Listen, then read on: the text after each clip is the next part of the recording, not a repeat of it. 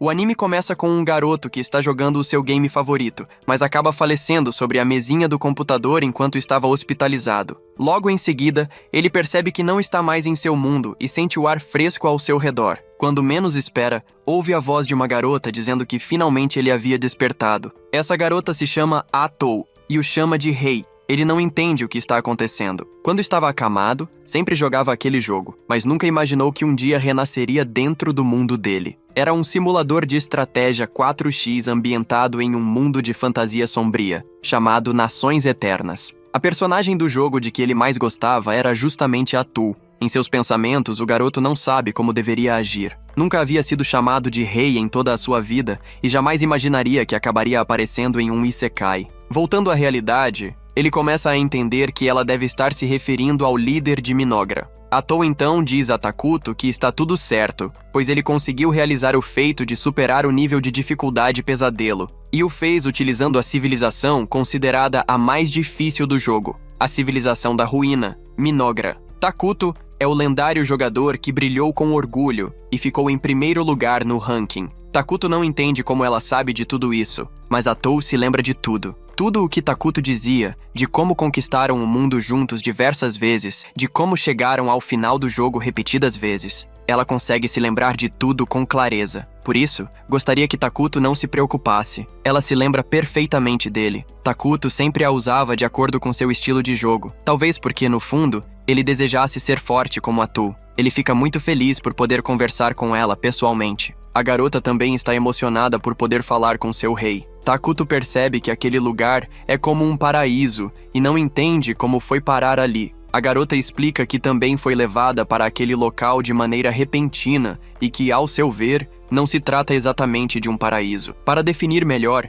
ela acha que é algo semelhante ao mundo de Nações Eternas. Takuto percebe que talvez estejam mesmo em um mundo desconhecido. Atou comenta que pode ser meio clichê chamar aquilo de milagre, mas é realmente o que parece ser. Apesar disso, ela está muito feliz por finalmente conhecer seu mestre pessoalmente. Ela se ajoelha aos pés do garoto e diz que gostaria de recomeçar ao lado dele. Atou arrisca dizendo que pode ser qualquer mundo, mas o mais importante é que estão juntos. E assim como faziam há tanto tempo, vão começar de novo. Vão construir um reino só deles. Takuto não tem ideia do que está acontecendo, nem mesmo sabe onde está. Mas já que estão juntos, decidem fazer tudo novamente. Vão recriar aqueles dias brilhantes neste novo mundo. Takuto fica animado e decide que vai criar sua própria civilização, um reino só dos dois. Atou fica muito empolgada. Logo em seguida, ela se apresenta como Atou Lamacenta, a criança nascida da lama que destruirá o mundo. A partir daquele momento, o corpo e a mente dela pertencem totalmente a Takuto. Ela decide que irão se afundar juntos até onde for possível, e assim o jogo começa. Ambos sabem que fazer isso na vida real é algo que dá muita vergonha alheia. Ele elogia a garota, afinal, ela é sua única e fiel escudeira, e lembra que a civilização que criaram juntos era sempre descrita como a mais perversa, mas também como a mais meticulosa e especializada em assuntos internos. Por enquanto, precisam ficar reclusos para poder traçar uma estratégia e começar a construir seu novo reino. De repente, Takuto invoca um monstro na sua frente e o acha meio nojento. Ele estava acostumado a ver essas criaturas apenas pela tela do computador. É explicado que Minogra é uma civilização de modos moderados, que governa sobre o mal e a ruína. Por isso, é essencial manter isso em mente ao tomarem qualquer atitude. Isso significa que precisam evitar ao máximo que os outros descubram seus planos. Essa é uma regra rigorosa no início do jogo. Precisam coletar informações sem serem percebidos por ninguém. Takuto dá a sua primeira ordem nesse novo mundo. Ele ordena, como subordinado da gloriosa Minogra, que Atou observe a área ao redor. Atou diz para ele não decepcionar seu rei. A garota estava preocupada que algo pudesse dar errado, mas parece que tudo está funcionando corretamente como uma unidade subordinada. Takuto percebe que consegue compartilhar a mesma visão que ela, assim como era no jogo. Isso consumiu 100 pontos de mana, o que significa que ainda restam 100. A construção de um assentamento para servir de base consumirá 20 pontos de mana. A produção emergencial tem um custo alto. Atou sabe que não podem desperdiçar mana à toa. Takuto gostaria de produzir um guerreiro que pudesse lutar por eles, mas sente que será complicado por causa da quantidade de MP. Atou promete que fará o seu melhor como combatente. É o que ela adoraria dizer, mas a unidade de herói Atou ficará mais forte com o tempo. No momento, sua força é apenas 3. Isso significa que Minogra está em uma posição extremamente arriscada. Se qualquer inimigo poderoso aparecer, pode significar a morte dos dois. Takuto sabe que a dificuldade está realmente alta. Atou quer animá-lo. Enquanto isso, o monstro invocado anda pela área. Takuto começa a entender como é o terreno ao redor. Praticamente uma floresta. O monstro não encontrou nenhum animal ou outro monstro por perto. O local é perfeito para se esconder, mas é estranho não haver nenhum tipo de criatura. Também não há nada que possa servir como alimento. Ainda assim, ele continuará investigando por um tempo. A garota pede desculpas por não estar sendo útil. Takuto diz que está tudo bem. Só o fato de ela estar com ele já é o suficiente. A garota fica extremamente emocionada com aquilo. Takuto lembra que, no jogo, era difícil perceber esse tipo de reação, mas agora sente que essa é a verdadeira personalidade de Atou. Mas, quando menos espera, o monstro encontra uma comunidade de elfos negros. E o mais surpreendente, não estão tão longe de onde eles estão. Atou supõe que isso significa que aquele é realmente um mundo de fantasia. Os elfos negros costumam ser mais neutros, tendendo para o mal, o que é um certo alívio. Takuto acha que devem mesmo estar no mundo de nações eternas. Se houver um assentamento de outra civilização por perto, isso será ruim para eles. Neste momento, Takuto quer apenas evitar conflitos. Por isso, pensa em se esconder no início. Ser vizinho de outra civilização seria uma péssima posição inicial. A garota diz que, se isso for verdade, o melhor seria fugirem juntos. Takuto concorda. Afinal, adora paz e harmonia. De qualquer forma, ele acredita que guerra é coisa de bárbaros. Primeiro, Takuto acha melhor observar os elfos negros enquanto recolhem mais informações sobre os arredores. Se algo der errado, basta fugir. Os dois comemoram a ideia brilhante que tiveram. Mas quando menos esperam, uma pessoa aparece atrás de uma árvore. São os elfos negros. Eles ficam assustados ao encontrar alguém naquela floresta. A cena volta algumas horas no tempo. Eles estavam pensando em deixar as terras amaldiçoadas, mas o líder do grupo não via motivo para isso no momento. Sabia que haviam sido expulsos de suas antigas terras e não tinham mais para onde ir. Ele achava que seus filhos não aguentariam por muito mais tempo. A região era rica em vegetação.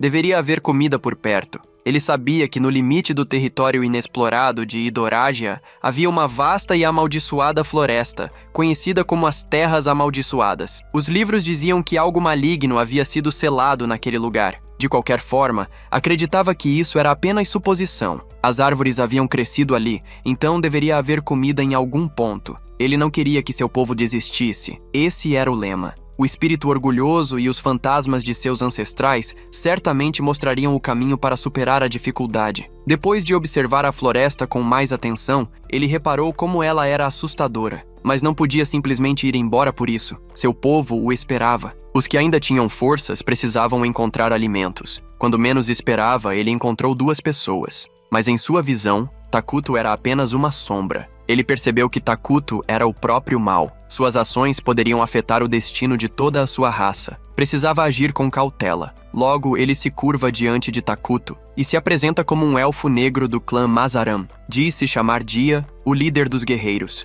Ele percebe que Takuto é uma pessoa muito respeitada. Então, antes de tudo, gostaria de pedir desculpas ao garoto por ter entrado na floresta que lhe pertence sem permissão. Atou levanta a cabeça e diz que ele tem total respeito por seu mestre e pelo que significa invadir essas terras, Fada das Trevas. Por isso, gostaria de saber o motivo que o levou a cometer tal transgressão. Gia explica que seu clã de elfos negros, o clã Mazaram, vivia nas terras centrais de Idorágia. No entanto, seus antigos líderes, que eram a autoridade máxima dos elfos, foram perseguidos e expulsos de suas terras. Sem ter para onde ir, acabaram vindo para a floresta. Ao perceber que eles estão irritados, Dia entende que foi um erro tentar se explicar nessas circunstâncias de forma tão direta. Takuto comenta que todos parecem magros. Isso faz o elfo sentir um arrepio na espinha, achando que podem ser devorados. Com medo, Dia decide resumir a história. Diz rapidamente que vieram para esta terra como fugitivos. Ficaram sem comida durante a jornada e, tentando despistar seus perseguidores, não conseguiram mais alimentos. Já faz dias que não comem nada. Na mente de Dia, ele não entende por que teve que passar por tanto sofrimento. Não fizeram nada para merecer aquilo. Tudo o que queriam era um lugar onde pudessem viver em paz e chamar de lar. Logo depois, Takuto oferece várias maçãs para ele. Jia nunca viu esse tipo de fruta em toda a sua vida e não sabe se deveria provar ou não. Para ele, Takuto é uma figura ameaçadora. Mesmo assim, todos os seus companheiros comem e acham o sabor maravilhoso. Atou pergunta por que ele ainda não está comendo. Jia abaixa ainda mais a cabeça e explica que há outras pessoas como ele que ainda não comeram nada. Existem crianças pequenas e famintas com ele. Estão sem comer há dias e todos estão muito magros. Os frutos que Takuto deu de forma tão generosa, ele gostaria de entregar a essas pessoas, em vez de comê-los sozinho. Takuto sente pena de todos eles e decide oferecer ainda mais comida para todos. Jia, em sua mente, lembra que os elfos sempre foram rejeitados,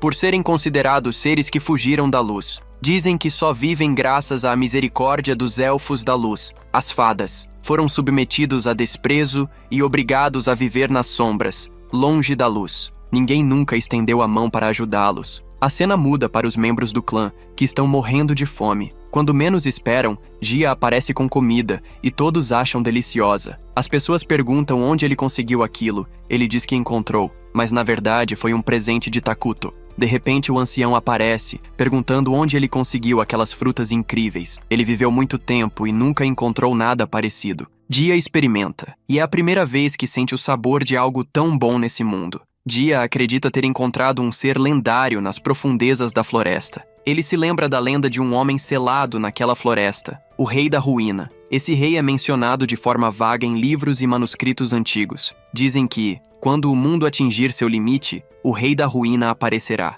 Ele trará destruição total, forçando a humanidade a recomeçar do zero. Ninguém sabe ao certo se essa profecia é verdadeira, mas também não se pode dizer que é mentira. Jia explica que o ser não disse seu nome, mas com certeza era assustador o bastante para merecer tal título. O ancião pergunta se ele chegou a conversar com o rei. Jia responde que era uma entidade que parecia estar além da sua compreensão. No entanto, havia uma jovem que o servia. Foi ela quem traduziu as palavras do rei até certo ponto. O ancião diz que não sabe se foi realmente o Rei da Ruína que Jia viu. Mas, agora que comeu e recuperou parte de sua mana, tem certeza de que há algo estranho naquela floresta. Além disso, ele questiona por que Jia recebeu comida sem dar nada em troca. Isso não faz sentido. Jia diz que talvez tenha sido por misericórdia e bondade. O ancião então pergunta se Jia foi abençoado por ele. Diz que a graça é concedida como forma de respeito. Jia entende que, mesmo sendo um ser maligno, ainda assim deve respeito a ele. E todos só estão conseguindo discutir sobre isso agora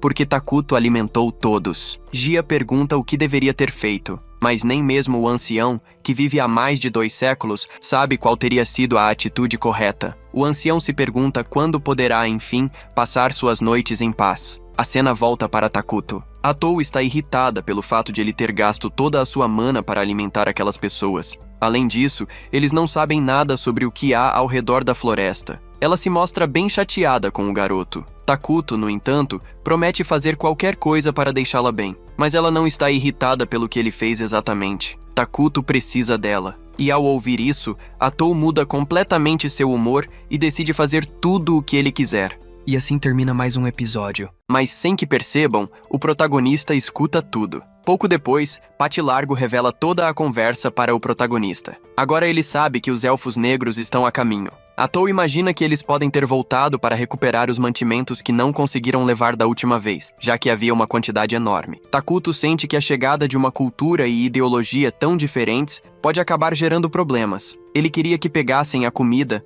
e fossem embora o quanto antes, mas está receoso por não saber se conseguirá dialogar com eles da maneira certa. Atou tranquiliza ele dizendo que não será um problema, que ela pode cuidar das negociações. O protagonista questiona se ela está falando sério, e ela confirma, explicando que, como rei, ele só precisa dar ordens, e ela vai obedecer. Assim, os elfos finalmente chegam, e é interessante observar como, aos olhos deles, tudo parece envolto em sombras e trevas. Moltart se apresenta como o ancião dos elfos negros e agradece pela hospitalidade, mesmo sendo direto ao pedir que vão logo ao ponto. O velho agradece pelos mantimentos e diz que gostaria de saber o nome do rei. Atou se irrita com o pedido, mas o protagonista faz um sinal, permitindo que ela responda. Ela então revela que o nome do rei é Takuto, Senhor do Apocalipse e Rei da Ruína. A partir dali, todos devem se referir a ele como Rei Ira. ou Rei Takuto. Atou também diz seu próprio nome, deixando claro que está abaixo do rei e que não deve ser tratada da mesma forma. O ancião agradece pela informação e promete que todo o seu povo lembrará desses nomes. O protagonista fica contente e pede para que Tou vá buscar a comida antes que ela estrague, mas o velho elfo quer saber como poderiam retribuir por aquilo. A Tou responde que eles não têm nada de valor para oferecer, duvidando que algo satisfaça o rei. O ancião parece desconfortável, um pouco tenso, e pergunta a Tou se ele está escondendo algo. Ele responde que não há nada de errado. A protagonista aproveita a oportunidade para dizer a Tou que, em negociações, certas medidas são necessárias. No entanto, ela não gosta da situação, pois acredita que os elfos não sabem negociar de verdade. Mesmo assim, enquanto a Tou acredita que o melhor seria eliminá-los de vez, antes que se tornem um incômodo no futuro. Takuto, porém, pede calma. Talvez os elfos realmente queiram construir uma relação amigável, e isso possa beneficiar ambos os lados. Talvez, se ao invés de apenas dar a comida,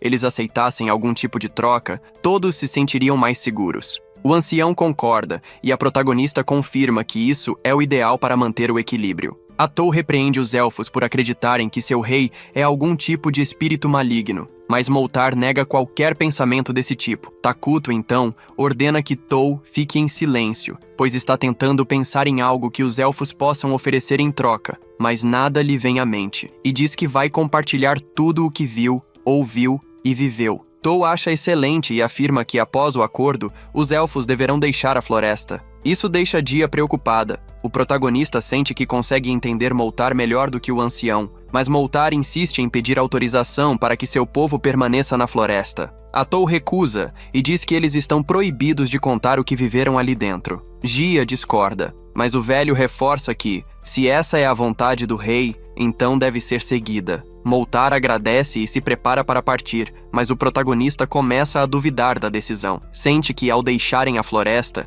eles podem acabar morrendo. Então, de última hora, ele pede que esperem e faz uma oferta, que se tornem seus cidadãos. Isso surpreende até mesmo a Tou. Ela questiona o que ele está fazendo, e Takuto diz que talvez usar o sistema de refugiados seja uma boa ideia. Ela tem consciência de que os elfos negros não são bons ou maus, mas se forem aceitos como refugiados e o sistema funcionar como no jogo, eles acabarão ficando tão corrompidos quanto o rei e ela mesma. A Tou fica em dúvida, já que os elfos são muito diferentes dos homúnculos, os principais habitantes de Minogra. Isso certamente geraria conflitos no futuro. E se ela realmente conseguiria viver apenas com esse tipo de cidadão? A aparência dos homúnculos é perturbadora, e eles nem sequer conseguem conversar normalmente. Com tudo decidido, a Tou anuncia aos elfos que o rei decidiu fundar uma civilização naquele território, e que, se quiserem se tornar cidadãos, ele lhes garante proteção. O velho quer saber o que isso significaria para ele e para sua tribo. Também pergunta se o rei está prometendo felicidade eterna. A Tou responde que, em teoria, essa seria a promessa, mas na prática, eles se transformarão em seres sombrios. Apesar disso, ela afirma que a decisão é livre e, em sua opinião, acredita que eles se divertirão muito mais do que imaginam. Depois, ela comenta que os elfos demoraram demais para tomar a decisão. Takuto entende, já que é difícil aceitar que vão se tornar seres malignos de repente. Eles chegam ao acampamento dos elfos negros e todos se curvam diante deles. Um até chega a desmaiar. Gia ordena que ninguém encare o rei diretamente, pois isso seria desrespeitoso. Assim que o rei se acomoda em seu trono, a Tou declara oficialmente que todos são agora cidadãos de Minogra, o reino de Takuto. O protagonista recebe a opção de aceitá-los como cidadãos, e é claro que aceita. A partir daquele momento, Minogra está oficialmente fundada. Gia se pergunta se é só isso, já que não sente nenhuma mudança imediata. Mas de repente, uma sensação estranha toma conta dela. Um ódio profundo pelas pessoas que os caçaram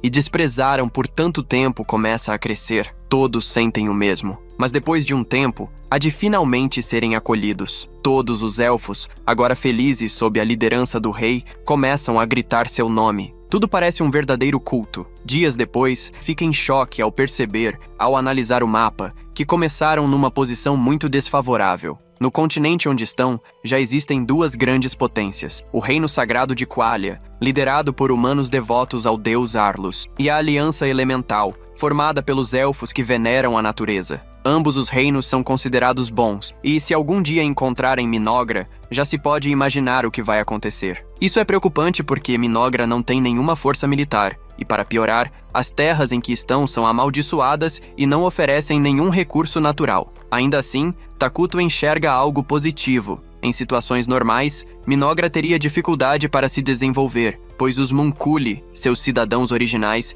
não possuem inteligência suficiente. Mas com os elfos, tudo muda drasticamente. Passado um tempo, o ancião e Dia voltam, e não estão sozinhos. Emily também está com eles. Dia explicou a todos que era muito sábio e conhecia uma grande variedade de histórias, além de informações sobre outros reinos. Emily, segundo ele, seria extremamente valiosa tanto para o rei quanto para futuras investigações. Ato agradeceu o apoio e pediu que evitassem formalidades excessivas, já que o rei não gostava de etiquetas ou cerimônias. Ele também deixou claro que todos ali teriam funções importantes na gestão da nação. Moltar assumiria a responsabilidade pelos assuntos públicos, e por ser um usuário de magia, o rei colocava bastante expectativa sobre seus ombros. Dia continuaria exercendo seu papel de comandante militar, liderando as tropas de Minogra. Dia aceitou sua função com entusiasmo e declarou que cometeria todo tipo de atrocidade em nome do rei. O protagonista achou essa fala bastante desconcertante, principalmente porque Dia era alguém que, na prática, rejeitava completamente a ideia de guerras. É curioso como um elfo tão avesso à violência pode servir a um rei considerado símbolo da ruína e do mal e ainda assim se manter tão pacífico, pensou ele. Ato orientou o grupo a descansar bem naquele momento, pois antes de qualquer coisa, todos precisariam se recuperar. Haveria muito trabalho pela frente, especialmente na construção de moradias. Moltar se comprometeu a ajudar com seriedade, diferente de Jota, que confiava apenas em sua força bruta. Isso gerou uma troca de provocações entre os dois, que começaram a discutir sobre quem seria mais eficiente. Observando o clima esquentar, Tou comentou com o protagonista que talvez os dois estivessem apenas exagerando na vontade de mostrar serviço. Takuto, refletindo sobre o que seria mais urgente, decidiu que o ideal era começar pela preparação do solo, aproveitando a energia que estava disponível no momento. Então Tou pediu ao velho que recolhesse madeira, mas com o cuidado de não prejudicar demais a floresta. O velho respondeu com tranquilidade, dizendo que já estava acostumado com as particularidades da floresta e sabia como lidar com ela. Mais uma vez, Jota se mostrou confuso com a atitude do Rei das Ruínas. Para ele, era incompreensível que alguém com esse título se preocupasse em preservar a floresta. Para completar, o protagonista ainda lembrou o grupo sobre a importância do reflorestamento. Os elfos não faziam ideia do que isso significava, e Dia perguntou diretamente: "O que é isso?" Takuto estranhou a pergunta. Ele percebeu que o nível de desenvolvimento tecnológico daquele mundo parecia se concentrar na criação de fortalezas. Algum tempo depois, Tou perguntou aos elfos se eles tinham conhecimento sobre magia militar e os 6 elementos principais. Moltar respondeu que conhecia os 4 elementos básicos, o que era o mínimo esperado na prática mágica. Emily, por sua vez, afirmou nunca ter ouvido falar de outros reinos que utilizassem esse tipo de magia militar. Diante disso, o protagonista entendeu que aquele mundo ainda não havia chegado ao ponto de compreender ou aplicar os 6 elementos, o que mostrava certo atraso tecnológico em comparação a outros universos.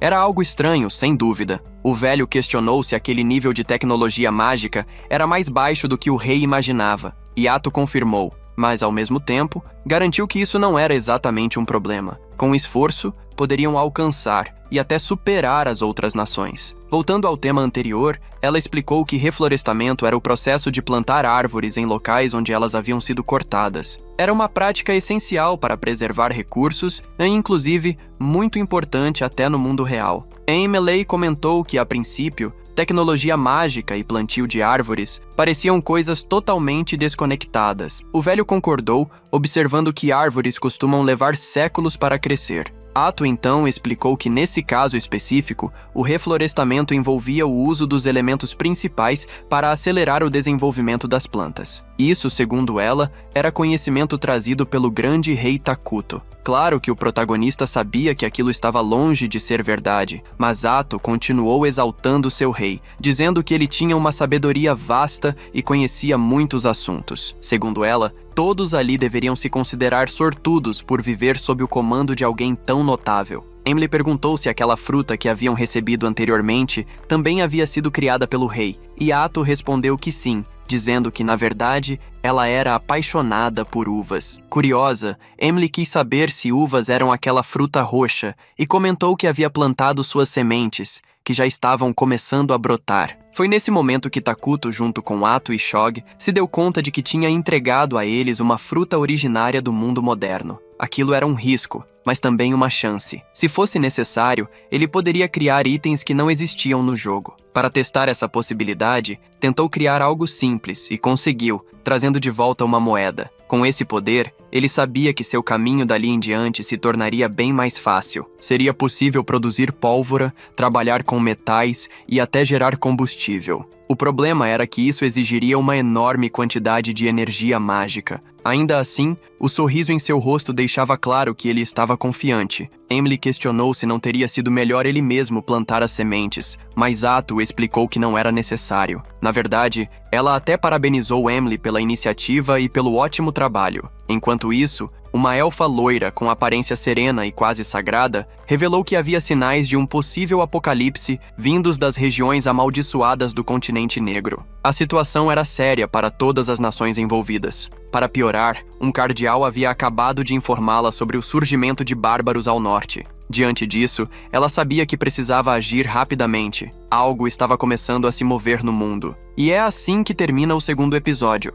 A cena muda para as pessoas caminhando na neve. Todos ouviram dizer que a santa possui um poder especial, mas acham que não parece ser o caso. Deve ser algo bem mediano. Um dos soldados comenta que em breve vão descobrir. Quando menos esperam, um grupo de goblins parte na direção deles. A santa diz que o tempo para os goblins se arrependerem já passou. Pelo crime de perturbar a paz do sacro reino de Qualia e pelo pecado de abandonarem o santo deus Arlos, todos estão condenados a um enterro florido. E assim, ela incinera todas as criaturas. Um dos subordinados da garota pensa que ela não é uma santa, e sim uma arma suprema. Todos os guerreiros ficam impressionados com aquela força devastadora. O homem explica que esse poder é parte do motivo pelo qual a nação é capaz de afastar o mal e manter um bom relacionamento com a nação dos elfos. A grande santa enterra os inimigos em chamas e os envia com flores. Ela é uma das 7 grandes santas salvadoras do continente Idorágia. Santa Soalina dos Sepultamentos Floridos. O homem enviou os paladinos para os vilarejos próximos. A santa pergunta ao cardeal sobre o assunto que os dois discutiram no caminho até o local. O cardeal não lembra que assunto seria esse. Ela explica com mais detalhes o presságio do apocalipse nas terras amaldiçoadas e diz que deveriam enviar paladinos para investigar.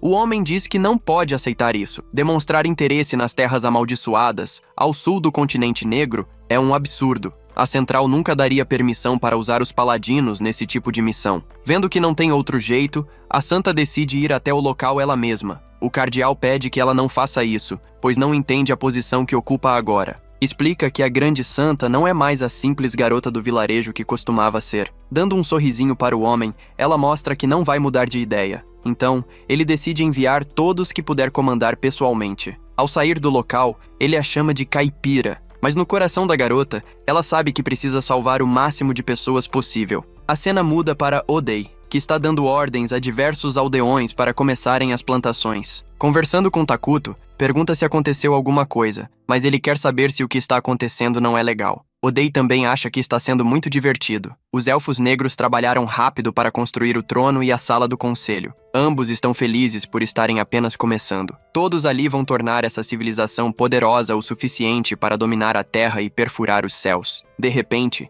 Dia aparece no local para informar que todos os administrados de Takuto estão reunidos conforme o ordenado. Mas antes, os elfos entregam a nova roupa de Takuto. Ele fica muito feliz por finalmente poder tirar o pijama. Todos os trabalhadores se esforçaram bastante para que Takuto pudesse usar trajes dignos de um grande rei. Mesmo sem conseguir vê-lo, todos elogiam sua beleza e dizem que o garoto é terrivelmente encantador. Agora chegou a hora das políticas internas. No entanto, Takuto está tão encantado com a nova roupa que não presta atenção em nada. Então Dia acha melhor discutirem entre si e depois pegarem a opinião do rei. Takuto conta com todos eles para que façam a reunião acontecer. Os aldeões perguntam que tipo de construções precisam começar. Já iniciaram os preparativos, como o nivelamento do solo e a poda dos galhos. Odeia achar melhor começarem pela instalação de produção de alimentos. Ninguém consegue travar uma guerra de estômago vazio, mas o ancião gostaria de saber se Takuto consegue criar uma quantidade enorme de comida. Odeia achar errado depender do poder do rei só para produzir comida. Além disso,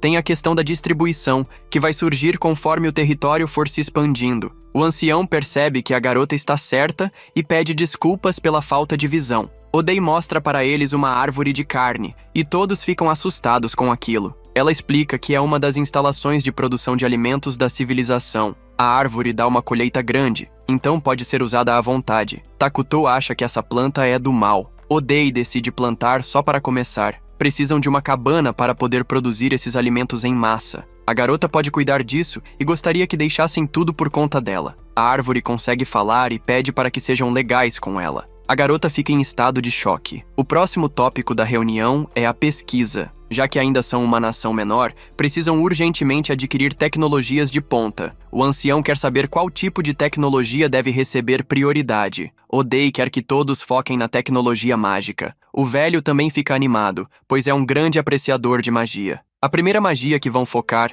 é a militar. A magia normal só consegue atacar algumas dezenas de pessoas. O ancião quer que deixem isso com ele, pois pode fazer com facilidade. Além disso, a magia militar permite atacar exércitos inteiros, em escala de milhares, além de alterar o terreno para benefício próprio, junto com outros usos estratégicos. O ancião fica assustado. Não sabia que existia algo tão forte assim. A garota confirma. Para isso, precisam selecionar algumas pessoas talentosas com magia para conduzir a pesquisa. Takuto explica que não é uma tecnologia muito difícil, então devem conseguir isso rapidinho. O ancião fica impressionado com o quanto Takuto sabe sobre magia. O sangue do velho ferve de empolgação para ver como essa magia funciona. Por último, falta o planejamento militar. Jia fica animado. Agora é a vez dele. Primeiro precisam organizar um exército. Takuto acha melhor não focar tanto nisso por enquanto. O garoto fica meio desapontado. Odeia explica que o exército não produz nada, só consome recursos e mana. Então, Jia rebate dizendo que o grupo atual de guerreiros não tem força para proteger Takuto. O velho completa dizendo que, por mais embaraçoso que seja admitir, tanto ele quanto Jia têm recompensas por suas cabeças por serem líderes dos elfos negros. Takuto acha melhor criar um grande herói. Odeia acha essa uma excelente ideia. Um herói pode ter um custo de produção alto, mas praticamente não exige manutenção, o que é perfeito. A garota explica que em Minogra existem vários heróis que servem ao seu rei. Todos são poderosos e têm habilidades especiais, embora sejam todos monstros com parafusos soltos. Existem várias condições para convocá-los, mas é possível chamar pelo menos um em breve. Takuto diz que exércitos exigem manutenção e também chamam atenção demais. Por isso, um herói também ajudaria a manter a ocultação. Takuto decide que vai criar um herói e que todos podem ficar tranquilos. Jia fica feliz com tudo isso. Takuto gosta bastante de gerenciar políticas internas. Em seus pensamentos, percebe que estão coletando mana de todos os cidadãos. Por isso, a mana nacional está bem estocada. O valor coletado é proporcional à felicidade do povo. Então, quanto mais felizes forem, mais a nação poderá se desenvolver. Takuto decide que vai levar todos ao auge da felicidade. A cena muda para a igreja, onde um homem está chamando por Lônius. Não há tempo a perder e precisam partir o quanto antes. Lônius pede para que ele fique quieto. Aquele é um lugar para pedir bênçãos a Deus e não quer que ele fique gritando. O homem percebe que Lônius está com uma aliança de casamento, mas acha que isso não serve como proteção. Quer saber o nome da esposa e da filha dele. O garoto não gosta de falar sobre isso e pede que partam logo para a missão. O homem gostaria que ele respondesse, já que é seu superior. A esposa se chama Marcia e a filha se chama Mina. O homem explica que vão viajar por alguns dias. Pensou em brincar com o garoto, caso ele comece a falar o nome da esposa e da filha enquanto dorme. Mas logo pede para que não fique bravo. É só uma brincadeira. Na mente do garoto, ele sabe que há muitos rumores dizendo que seu líder é rude e mal educado. No entanto, suas habilidades e realizações são de verdade. O homem fica o tempo todo reclamando, querendo saber o motivo de ter sido enviado para o continente negro. O garoto explica que é para investigar uma revelação que a Santa Sualina recebeu. Se forem bem-sucedidos, então serão bem vistos pelo Congresso das Províncias do Sul. E o garoto sabe que, se falharem, será responsabilizado como paladino inferior. Mesmo assim, o homem continua irritado. Ambos estão com uma unidade ruim para lidar com uma revelação da Santa. São os únicos paladinos. O garoto sabe que é raro conduzir uma investigação fora das fronteiras, e não existem padrões definidos para o tamanho das tropas enviadas. Os dois querem entender o que os chefes estão pensando. O garoto sabe que, mesmo com o sacerdócio e os paladinos, é difícil saber o que os chefes estão decidindo nos bastidores. Ele acredita que devem ter algum motivo para forçá-lo a se juntar ao outro paladino bem antes da partida. Vê os mercenários que foram contratados para ajudar. O homem fica muito feliz, já que agora terão reforços. Mas na mente do garoto,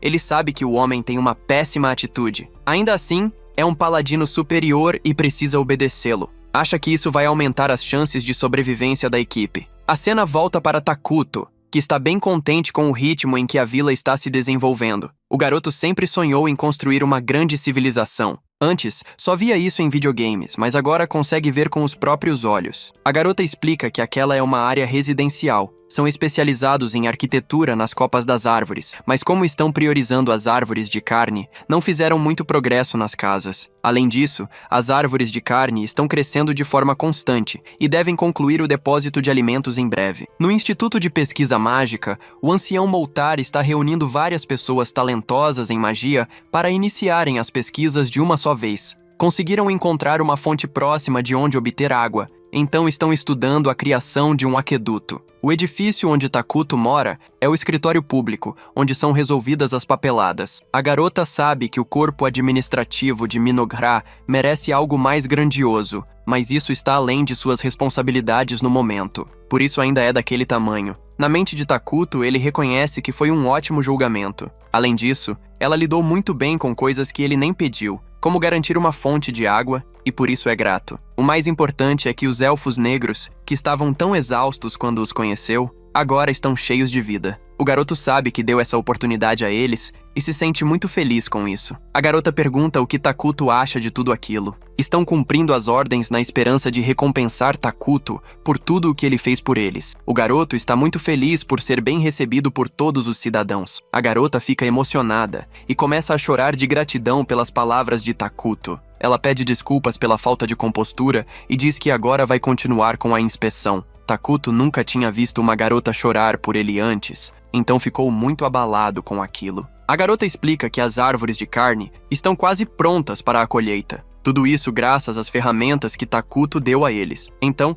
ela decide mostrar a fonte de água para ele. Ao chegar lá, percebe que a água está com uma cor estranha, mas Odei pede que todos fiquem calmos. Aquilo é a prova de que aquela terra se tornou parte do domínio de Minogra. Odei experimenta a água e nota que está maravilhosa, confirmando que a terra pertence agora ao reino de Minogra. Então Takuto pede para que todos respirem fundo. Ao fazerem isso, percebem que estão conseguindo respirar melhor e se sentem mais dispostos. Odei explica que as terras amaldiçoadas oferecem benefícios aos seres malignos e são prejudiciais aos seres neutros e bons. Desde que todos se tornaram cidadãos de Minogra, os elfos também se tornaram malignos. Essa terra agora é o melhor lugar para que eles possam sobreviver. Além disso, é um terreno perfeito para a defesa. Em breve, todas as terras da nação mudarão dessa forma. Mas tem um lado ruim. O local é bem feio. No começo, isso pode ser um grande benefício, mas logo será fácil para os inimigos descobrirem onde estão. Odei percebe que todos estão preocupados, então diz que assim que Takuto criar um herói, tudo vai mudar. Ela decide mostrar do que é capaz, já que estão ali há bastante tempo. Logo em seguida, corta diversas árvores em segundos e revela que também é uma heroína. Isso é apenas 1/100º do que consegue fazer no auge. Aqueles que são chamados de heróis têm poder suficiente para destruir exércitos sozinhos. O garoto explica que os heróis são super poderosos. Ficam mais fortes com o tempo, sem precisar de esforço. Todos decidem que vão construir um castelo digno para o seu rei. Takuto não quer algo assim, mas sabe que os elfos ficariam tristes se ele recusasse. Comovido, decide aceitar e pede um palácio no céu. Os elfos não têm certeza se isso pode funcionar. Nunca viram nada parecido, mas se é isso que o rei quer, vão tentar construir. A cena muda para o exército, onde apenas os 2 paladinos conseguem derrotar os monstros sozinhos. O garoto sabe que, por enquanto, foi fácil, mas não tem ideia do que pode acontecer dali para frente. A cena muda para o grupo de cavaleiros que está indo em direção à floresta. Um deles está impressionado pelo fato de terem conseguido tantos mercenários. O garoto teve muita sorte, pois a maioria dos mercenários está atualmente no norte. Nos é explicado um pouco mais sobre o distúrbio do norte. Os bárbaros apareceram de repente na província do norte do Sacro Reino de Qualia e invadiram os vilarejos. Isso causa danos enormes. A Santa e o exército foram enviados para manter as coisas sob controle, mas o distúrbio ainda não mostra sinais de se acalmar. Um dos homens ouviu dizer que o distúrbio está com problemas. O garoto pede para que Bargo não fale isso, caso ele não tenha algo a ver com o problema.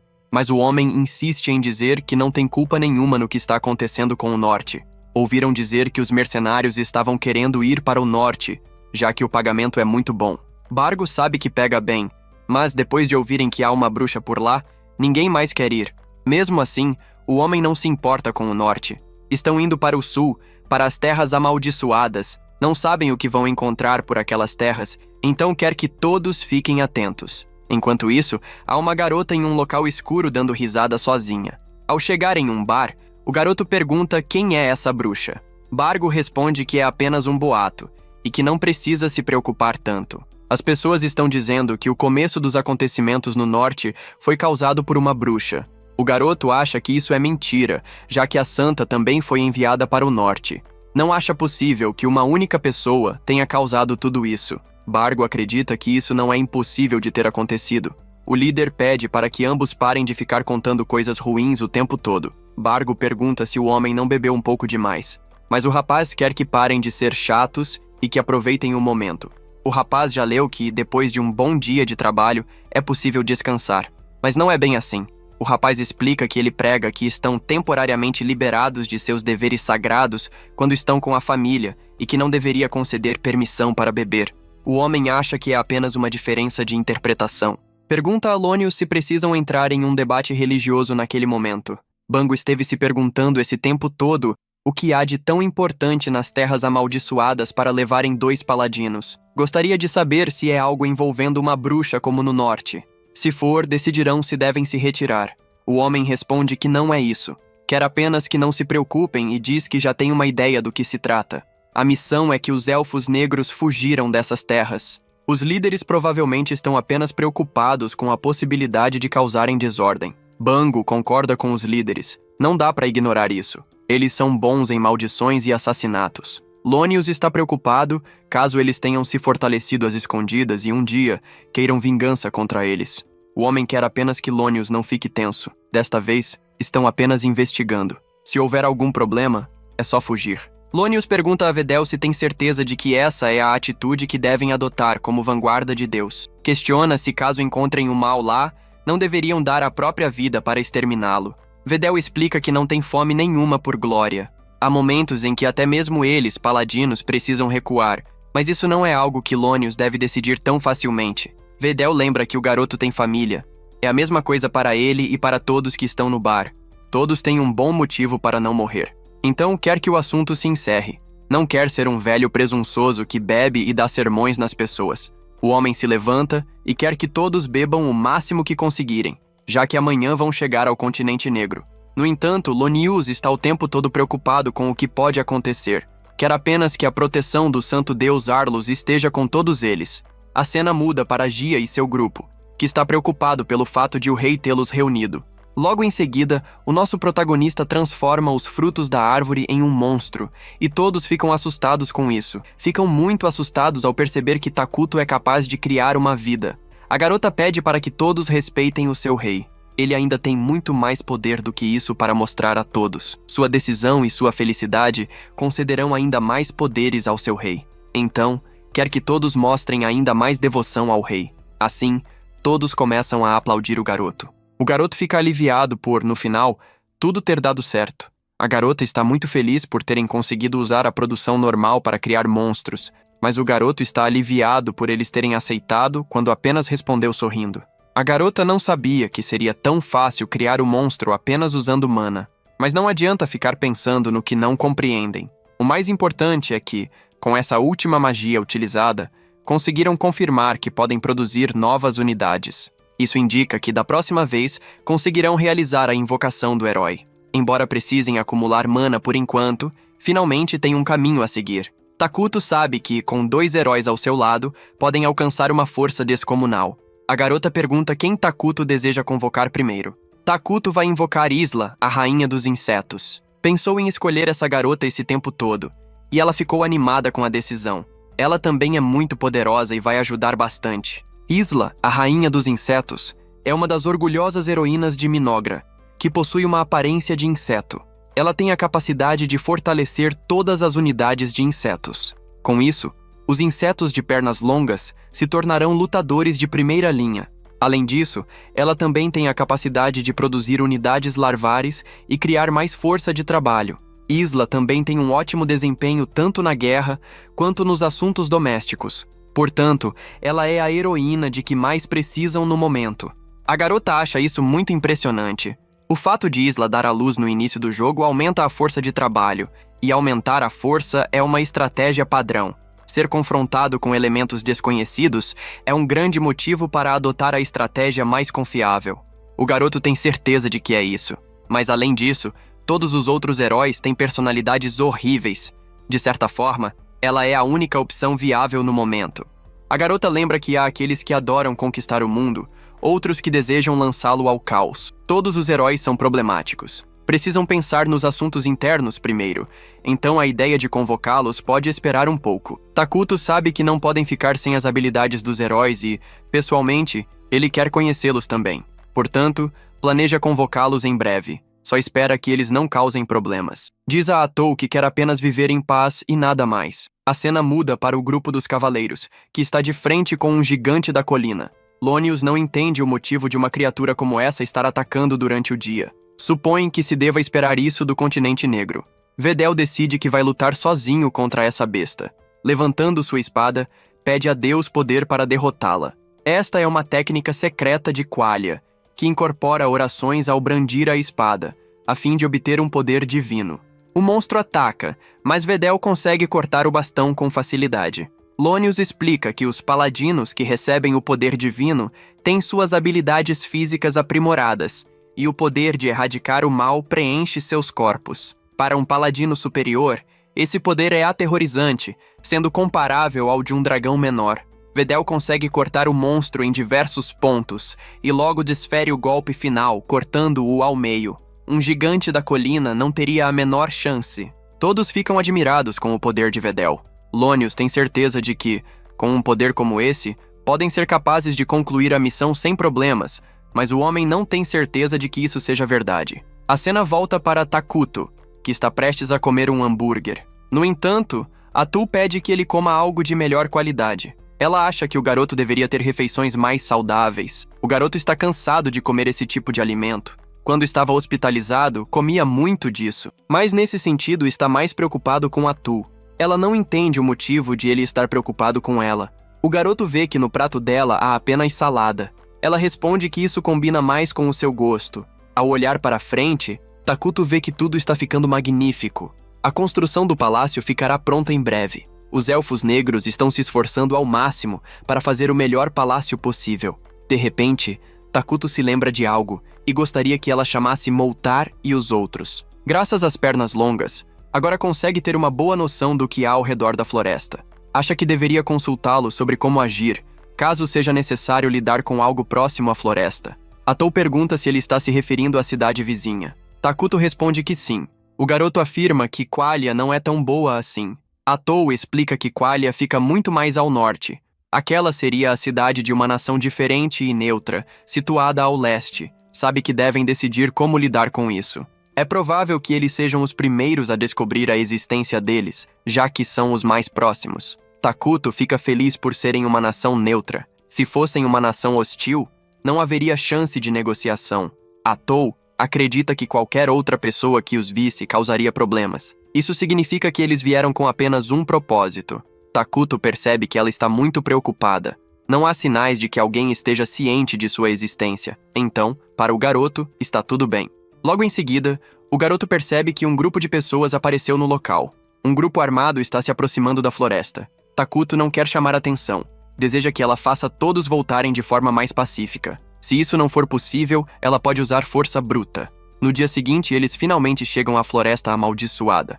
Logo percebem que há uma garota à frente de ambos. Ela se apresenta como uma elfa negra que fugiu para essa floresta. O rapaz gostaria de entrar no território de forma pacífica. Atou acha melhor não permitir isso, e o rapaz fica um pouco assustado. A garota tenta explicar que não há nada na floresta e que está vivendo de forma pacífica. Gostaria de saber o motivo de eles estarem tão obcecados por essa floresta. O homem explica que vieram porque há uma calamidade à espreita nesta terra. Não podem voltar para casa sem confirmar a verdade. Lonius pergunta o motivo pelo qual ele contou o que pretendiam fazer. Compartilhar uma revelação divina sem permissão é uma violação de confiança. Mesmo que ele seja um paladino superior, ainda há um limite para sua autoridade. Atou se recusa a permitir que eles entrem. Lonius fica assustado com o fato de a garota estar negando a vontade em nome de Deus. Atou afirma que não há nada com o que se preocupar nesta terra. Quer que todos tenham compreensão. O homem deseja entrar um pouco. Verdel pergunta se há alguma calamidade. A garota responde que não. Mas antes de ir, ele gostaria de saber se há alguma chance de algo acontecer com o seu povo. E ela responde que não. Na verdade, são eles que têm medo de que isso aconteça. Verdel pergunta se ela jura por Deus. Mas a garota jura pelo seu próprio Deus e não pelo Deus do homem. Então, ele decide ir embora.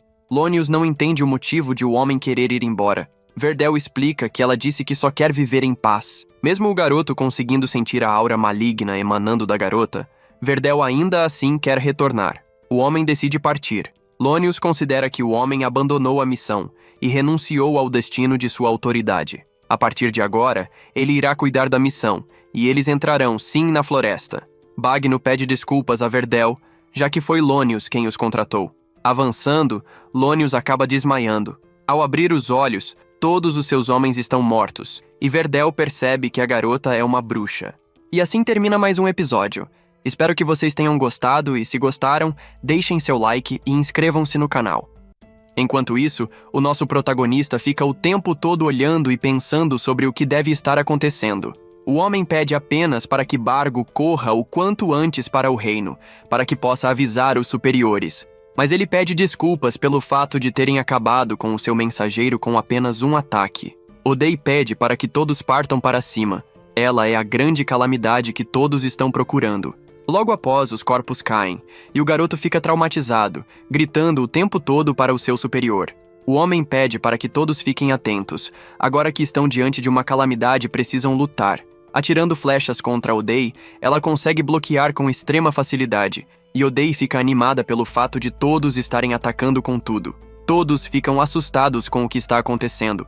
Tudo estava correndo tão bem, e de repente, a casa caiu. Odeie concorda plenamente com a fala do líder. Ela também lamenta que tenha chegado a este ponto. Ela aponta para o garoto. Pelo fato de ter sido tudo culpa dele a luta ter chegado a esse ponto. O garoto pergunta a Verdel o que é exatamente uma bruxa. Verdel explica que recebeu ordens restritas dos superiores para manter o sigilo, mas deveria ter contado. Quando a santa recebe uma revelação e os escalões superiores a confirmam, esse monstro é designado como uma calamidade e é chamado de bruxa. O tumulto no norte também foi causado por uma bruxa. Todos têm certeza de que Odeie deve ser a mesma coisa. Odeie pergunta se já acabaram com a conversa. Verdel sai correndo até a mulher e pede para que os mercenários recuem, enquanto ele e Lonius avançam contra Odeie. Ela não liga para os ataques por conta de serem lentos, mas acaba perdendo 2 de seus tentáculos. A garota fica animada com a luta, pedindo bênção para que possam usar o ataque. O efeito é um bônus de ataque especial contra entidades alinhadas ao mal.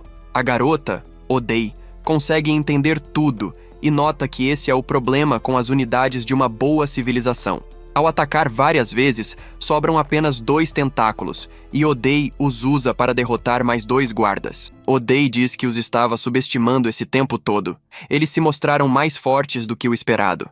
No entanto, pergunta o que acham disso que acabou de acontecer. Eliminou 2 dos soldados.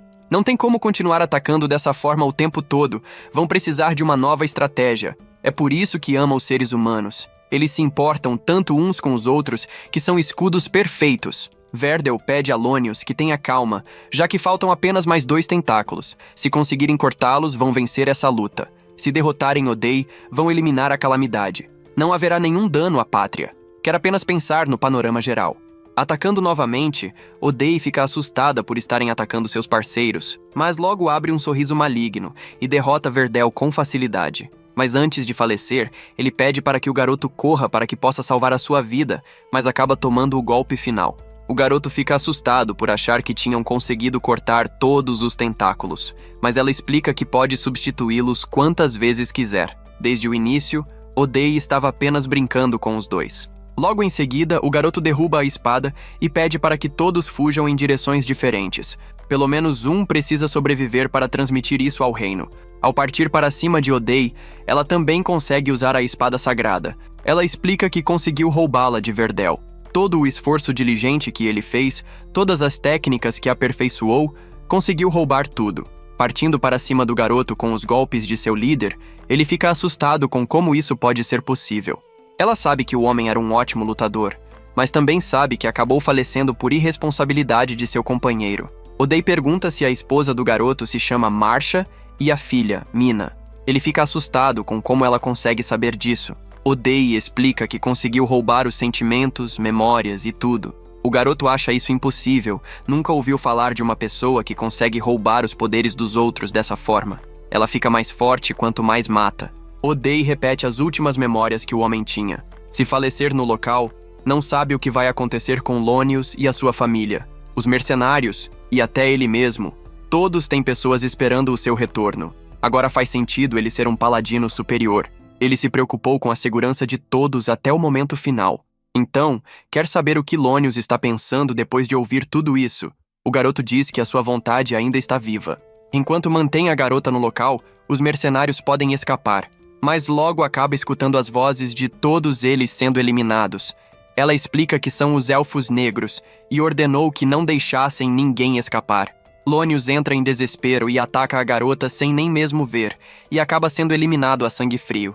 No fim do dia, Oday gostaria de falar sobre um futuro que poderia ter acontecido. Isso é o que teria acontecido se tivesse ouvido o paladino Verdel. Teria voltado em segurança e se reunido com toda a sua família. Teria desfrutado da felicidade pacífica de uma vida comum e continuado a oferecer suas orações de gratidão ao seu Deus. A floresta permaneceria tranquila, e ela teria ido para a cama, esperando que isso durasse para sempre. Agora, ela decide falar sobre o futuro que ele escolheu. Lonius vai falecer, e a família que o espera vai ter o mesmo destino. Oday vai caçá-los e eliminá-los. Vai torturar todos eles e vão pedir para que sejam eliminados. Vai atrás de todas as vilas e cidades em que pararam no caminho até a floresta e eliminar todos que vivem nesse local. Para ela, não há nenhum significado em tudo isso, mas vai aproveitar a ocasião para eliminá-los. Quando for perguntado o motivo por trás disso, vai dizer a eles que foi por causa de suas ações tolas. Quando uma pessoa é subestimada, isso se torna o seu fim. O garoto quer que ela pare de falar essas coisas cruéis. Portanto, quando isso acontecer, vai eliminar a todo custo. Foram essas palavras que uma pessoa preciosa disse a ela. Vai eliminar para permitir que não seja menosprezada por ninguém.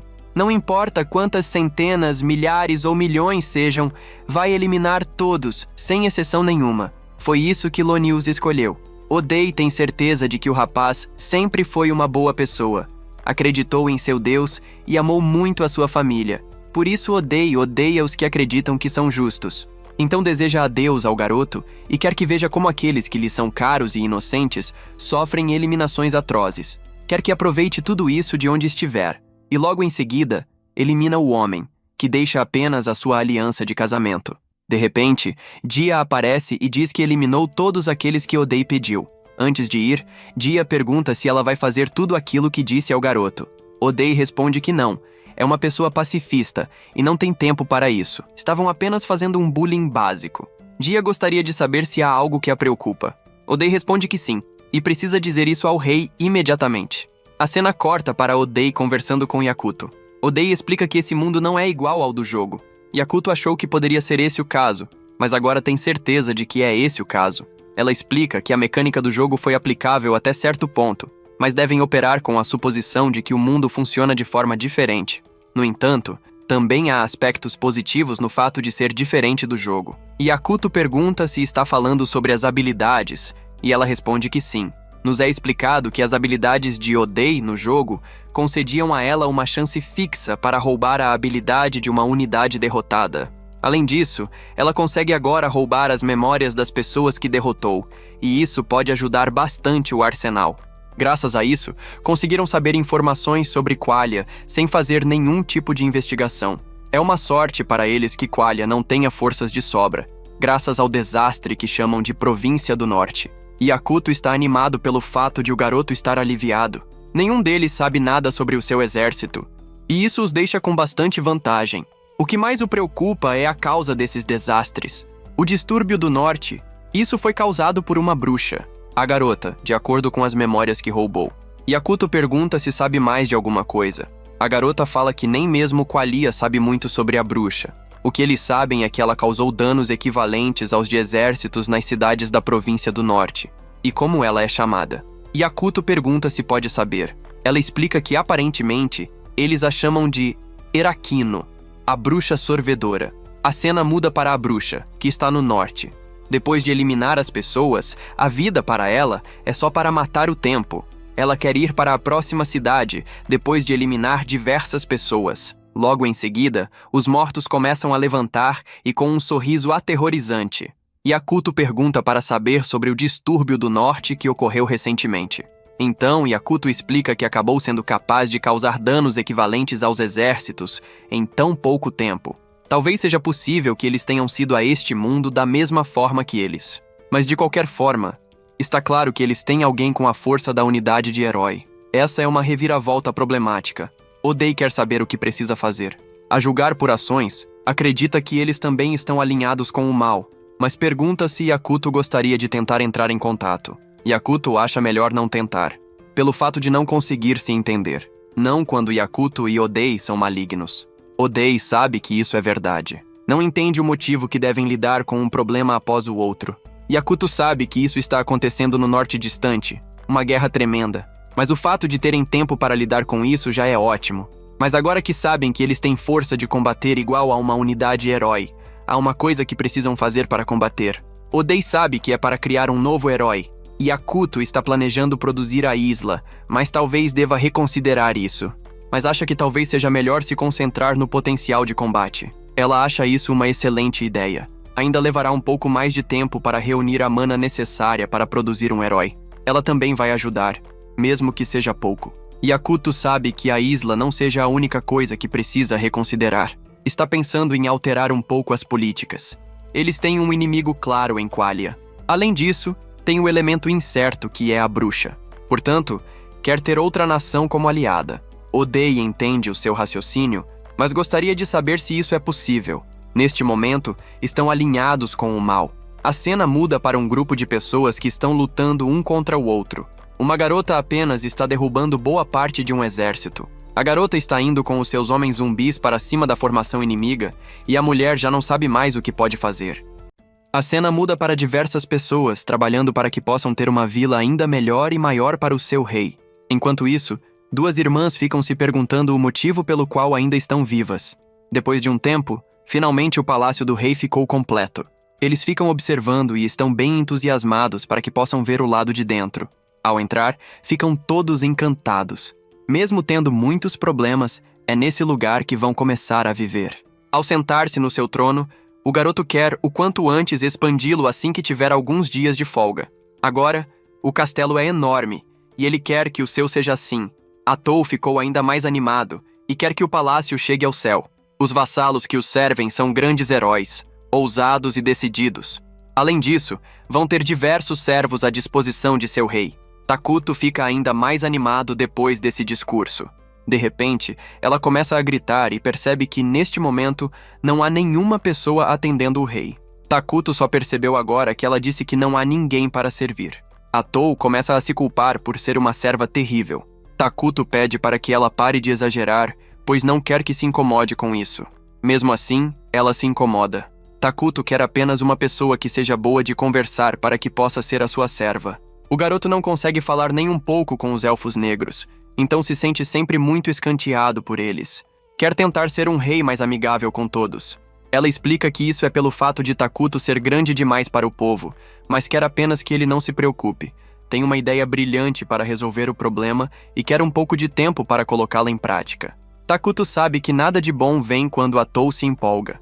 Logo após, Dia e o ancião aparecem para conversar com o rei. Atou pede para que reúnam todas as garotinhas, pelo fato de Takuto desejar todas elas. O garoto fica assustado e o velho também. Na mente de Atou, o seu plano é deixar as garotas como serviçais dele para que pratique conversação. O ancião pergunta o motivo pelo qual Takuto quer as garotinhas. A garota responde que ele gosta de garotas novas. Takuto fica bem irritado e explica tudo para o ancião, que entende. O ancião compreende que Takuto quer crianças inocentes por perto, para que não se prenda ao senso comum ao conversar. Todos ficam aliviados após Takuto explicar. Atou explica que há outra coisa em jogo. Takuto está sendo cuidadoso para evitar desfalcar a força de trabalho. As crianças vão cuidar de Takuto, mas apenas ajudando nas tarefas diárias. Até crianças pequenas podem ser capazes de fazer algo assim. Dia pergunta se também podem ser garotos. Takuto explica que vai fazer com que as crianças estudem para o futuro de todos e gostaria que as mulheres tivessem mais oportunidades. O ancião nota que esse é um bom pensamento. Todos ficam bem animados pelo fato de o rei sempre mostrar muitas políticas excelentes. Gia está surpreso que Takuto já esteja olhando para o futuro, visando desenvolver novos talentos. Atou pede para que parem de falar um pouco e tragam as suas filhas. Takuto está animado e agora pode melhorar a sua comunicabilidade. Ao levar as crianças até Takuto, todas elas acabam chorando. Atou fica bem irritada e pergunta se há algumas crianças que não chorem ao ver o rei. Gia lembra que existem duas gêmeas. O velho acha que trazer as garotas até o rei pode ser rude demais. Atou quer saber o que os dois estão falando, e o velho explica que elas são garotas sentadas, mas há um pequeno problema. Acredita que seriam inadequadas para assistir ao rei. Atou pede para que tragam as garotas antes de decidir qualquer coisa. O velhote decide que vai trazê-las. Dia responde que já as trouxe, e diferente de um velhote, está sempre pensando 2 ou 3 passos à frente para o rei. Logo em seguida, as duas aparecem e se apresentam ao rei. A mais nova é Caria Elfur. A mais velha é Maria Elfur. Atou nota que elas parecem ser crianças com um passado sombrio e gostaria de saber como Caria conseguiu as marcas em um dos ombros. Ela responde que foi uma doença, mas o velho decide explicar melhor. Ele conta que essas são feridas causadas por uma praga, e embora ela tenha se recuperado, as marcas permaneceram. Já a mais velha acabou passando por algo ainda mais difícil. Ela comeu a própria mãe. O velho explica que a mãe dela era uma pessoa difícil e muito orgulhosa. O seu clã nunca esqueceu o sacrifício que ela fez por todos. Takuto agora entende o que aconteceu. Eles viajaram por muito tempo depois de serem expulsos de seus lares, e, é claro, passaram por desafios que exigiram decisões extremas, como a fome. Logo em seguida, a garota começa a se aproximar e consegue ver Takuto em sua forma original. Takuto pergunta se ela pode cuidar dele, e ela aceita sem pensar 2 vezes. Então, a partir de hoje, Maria será uma candidata à liderança do reino. Atou fica surpreso pelo fato de Takuto estar conseguindo conversar com uma garota. O garoto pergunta se Caria não tem medo. Ela responde que não, pois como irmã mais nova, o seu dever é ficar com a senhora irmã mais velha. As duas aceitam servir ao rei. Então, Atou explica que o rei concedeu a elas a sua permissão. De agora em diante, as duas trabalharão para cuidar de seu rei. Mais tarde, o ancião aparece para conversar um pouco com Takuto.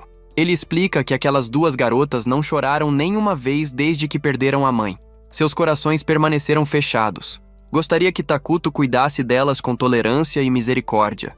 A cena muda para Maria indo levar água para o rei, mas ela acaba tropeçando e derrubando água nele. Ele não fica irritado e começa a rir.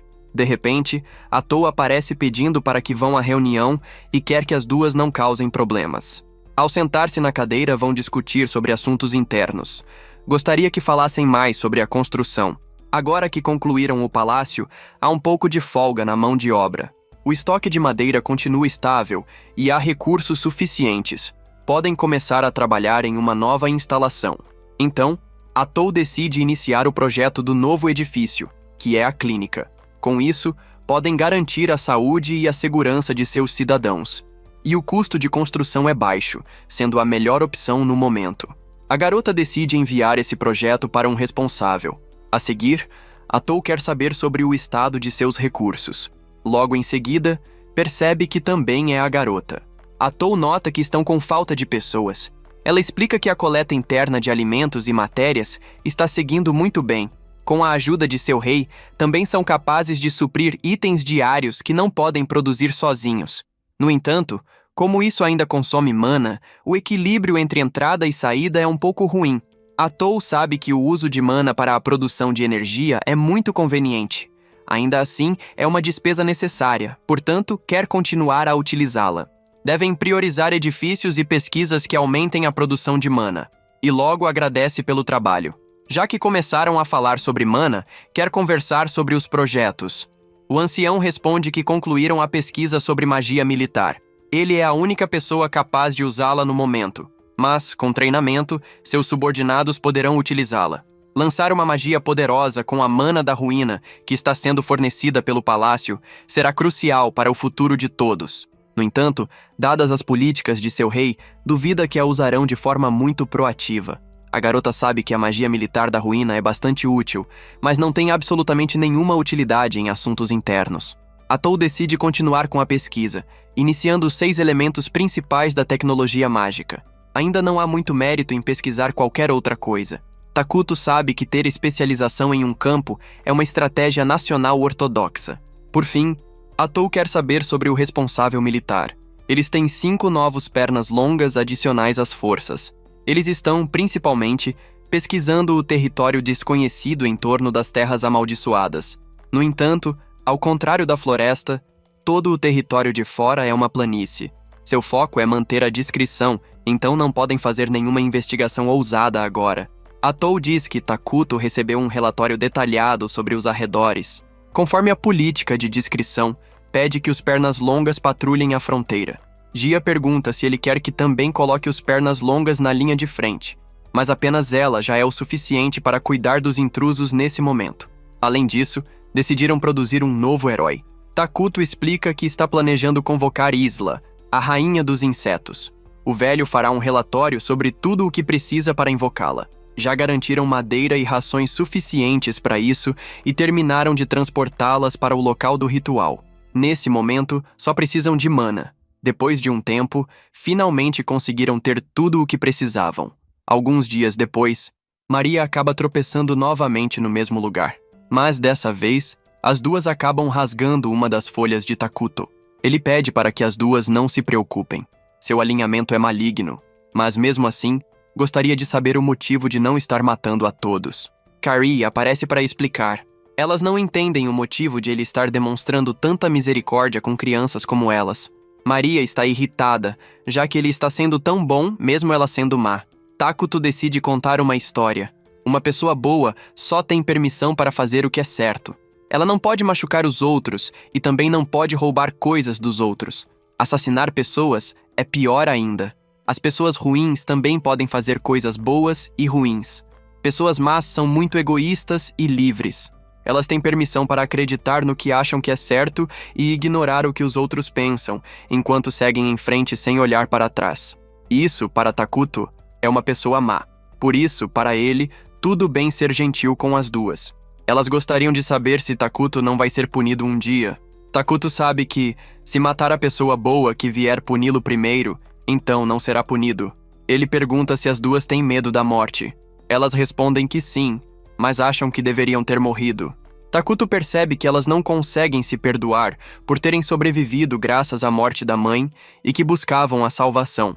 Elas achavam que, se fizessem coisas para irritar Takuto, ele as mataria como punição pelos seus pecados. Takuto diz que as duas estão nesse local por um motivo, porque uma pessoa possibilitou a sobrevivência de ambas. Elas acham isso doloroso, pois antes da morte de sua mãe, foi pedido para que as duas vivessem.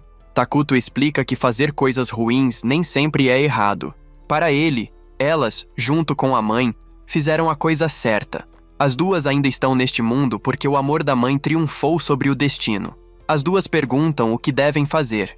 Takuto responde que ambas precisam viver como quiserem, em resposta ao amor da mãe que as deixou, e para que a mãe delas possa sentir orgulho. As duas são livres. Podem fazer o que quiserem e serão perdoadas se não fizerem nada. Desde que se comportem de maneira que sua mãe se orgulhe, ele as elogiará por completo. Então, pede para que chorem o quanto quiserem. Logo em seguida, Elas desabam no choro e acabam dormindo. Atou explica que descobriram mais sobre a outra cidade. É uma nação neutra e multirracial composta principalmente por humanos e homens-fera. Aparentemente, a cidade se chama Dragontan. A nação usa um sistema parlamentar administrado por xamãs conhecidos como Portadores do Cajado. Uma nação multirracial incorpora várias culturas e ideologias. Portanto, a diplomacia é promissora. Takuto fica se perguntando o motivo de terem criado uma cidade tão isolada como esta. Deve ser caro garantir o comércio e a distribuição de mercadorias. Atou tem algo a falar sobre isso. Há uma mina de veia de dragão dentro da cidade. A mina de veia de dragão é capaz de produzir mana, então devem pensar em incorporá-la dentro do possível. Além disso, parece que Dragontan está atualmente em um estado de alerta máximo. Só conseguiram observar de longe, mas confirmaram ataques de bárbaros, como ogros e goblins. Eles pareciam estar se esforçando muito para lidar com isso. Takuto pergunta se receberam reforços de sua terra natal. A garota não viu nenhum nas regiões que conseguiram observar. Então, provavelmente não enviaram forças. O garoto sabe que, caso estejam sendo atacados, pode haver uma chance de surgirem refugiados. Se forem capazes de recebê-los, poderão aumentar a população. Seu próximo passo é enviar um diplomata para a nação neutra de Forngone.